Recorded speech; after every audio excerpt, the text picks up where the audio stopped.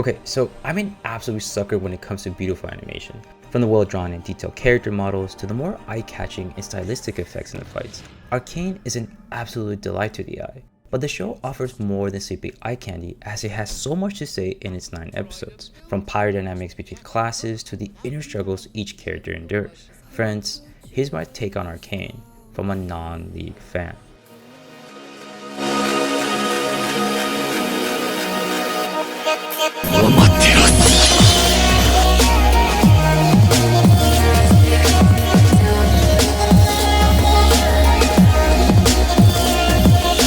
So the first couple of episodes felt more like a 2-hour character and story introduction, perhaps needed since Arcane's story is rather complex.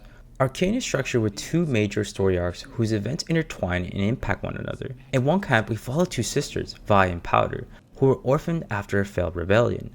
A rebellion from the Undercity against those in power, otherwise known as Topsiders.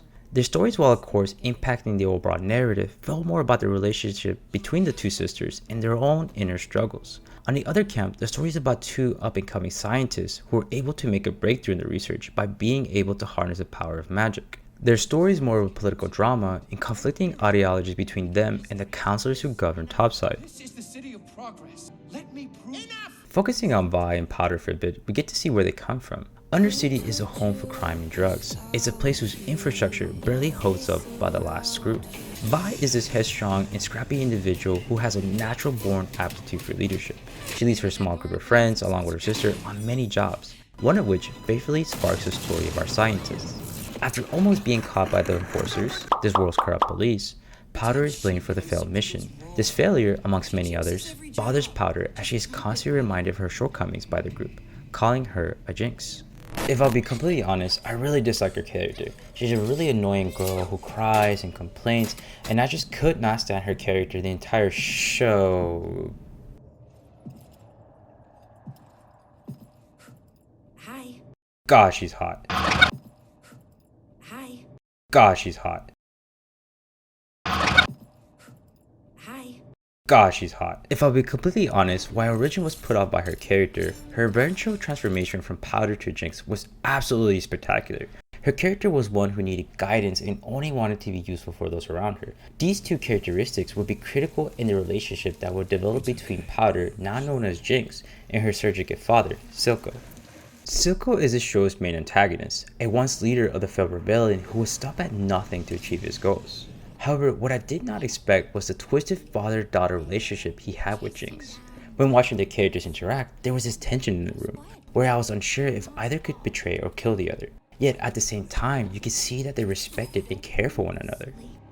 I might hurt you. Circling back to our famous scientists, Jayce and Victor's story is rather different. The story began with Vi's failed mission accidentally exposing Jayce's secret research, harnessing the power of magic. Magic in this world was treated like an omen due to the current lack of understanding it through science. This, however, did not dissuade both Jayce and Victor. Jayce, while born as a Topsider, comes from a regular house name and at a major point of his life was saved by magic. This inspired him to be a scientist and learn how to harness power. Victor, on the other hand, was born in the Undercity. More so, he was handicapped and would eventually develop an illness. While growing up, he was never able to play with the other kids, leaving him to play by himself by creating things and researching. When he learned of Jayce's research, Victor decided to help him achieve his goals, believing they could accomplish great things for the common man. Their story tackled more political ideologies, where some would embrace magic and while others did not. This led to conflicts between those who governed Topside, the counselors. Acts of betrayal became the norm, and what was once a boy who simply wanted to use his research to help the common man was consumed by the responsibilities bestowed upon him. As a result, leaving him to make decisions he would soon regret.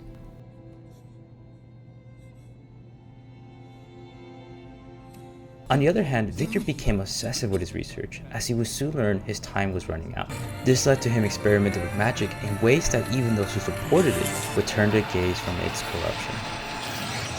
The story of Arcane is the story of not one individual, but many. It's a complex story that the writers were able to pull off by carefully weaving in the actions of one character that will not only impact the overall narrative, but also the other major story arc. Throughout the show, I was constantly saying, oh, it's that one guy from that one episode. It's a show that was carefully and intentionally written, leaving no detail left unturned. constantly giving off new action and information, but leaving you with a sense of uncertainty of where the story would ultimately go. As a result, I was hooked.